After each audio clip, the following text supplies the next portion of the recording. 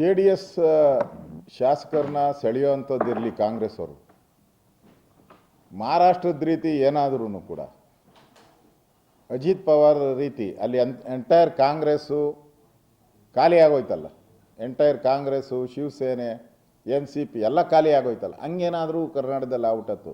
ನಿಮ್ಮನೆ ನೋಡ್ಕೊಳ್ಳಿ, ಬೇರೆಯವ್ರ ಮನೆಗೆ ಬೆಂಕಿ ಹಚ್ಚೋದು ಮೊದಲು ನಿಮ್ಮನೆಗೆ ಯಾರು ಬೆಂಕಿ ಅಂಟಿಸ್ಬಿಟ್ಟಾರು ನೋಡ್ಕೊಳ್ಳಿ.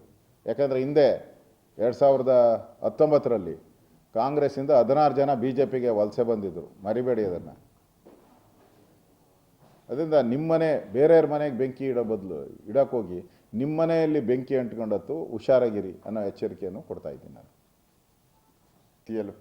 ಸುರ್ಜೇವಾಲಾ ಅವರು ಟ್ಯಾಪೆ ಸಾರ್ಸೋಕ್ಕೆ ಬಂದಿದ್ದಾರೆ ಅಂತೇಳಿ ಈಗ ಎಲ್ಲ ಮಾಧ್ಯಮದಲ್ಲಿ ಬರ್ತಾ ಇದೆ.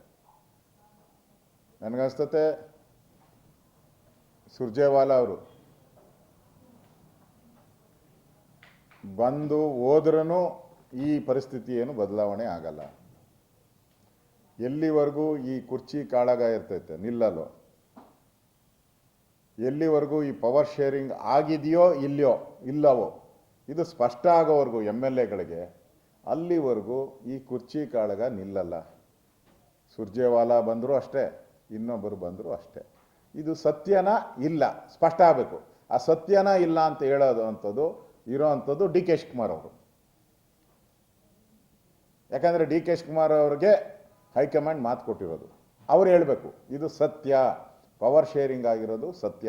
ಅವ್ರು ಪದೇ ಪದೇ ಹೇಳ್ತಾ ಇದ್ದಾರೆ, ಸಿದ್ದರಾಮಯ್ಯನವ್ರು ಇರ್ತಾರ ಅಂದರೆ ಇಲ್ಲ ಕಾಂಗ್ರೆಸ್ ಪಾರ್ಟಿ ಇರುತ್ತೆ ಅಂತ ಹೇಳ್ತಾರೆ.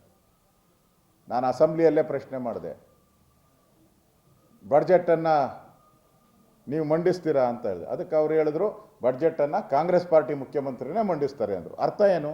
ಎಲ್ಲ ಗೂಢ ಅರ್ಥ. ಅದರಿಂದ ಸುರ್ಜೇವಾಲಾ ಅವರು ಬರೋದ್ರಿಂದ ಇನ್ನೊಬ್ಬರು ಬರೋದ್ರಿಂದ ಇದೇನಲ್ಲ, 2 ದಿನ ಅಷ್ಟೇ.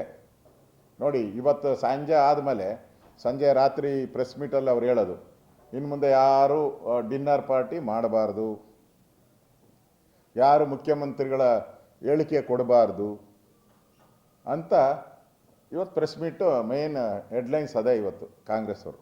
ಆದರೆ ನಾಳೆ ಅದು ಒಂದೇ 2 ದಿನಕ್ಕೆ ಮತ್ತೆ ಇದೆ ಪವರ್ ಶೇರಿಂಗ್ಗೆ ನಡೆಯೋದು. ಯಾಕಂದರೆ ಹತ್ರ ಬಂದ್ಬಿಟ್ಟಿದೆ. ಈ ಬಡ್ಜೆಟ್ ಆದಮೇಲೆ ಪರಿಸ್ಥಿತಿ ಭಾಳಷ್ಟು ಕಾಂಗ್ರೆಸ್ಸಲ್ಲಿ ಬದಲಾವಣೆಗಳಾಗ್ತೈತೆ.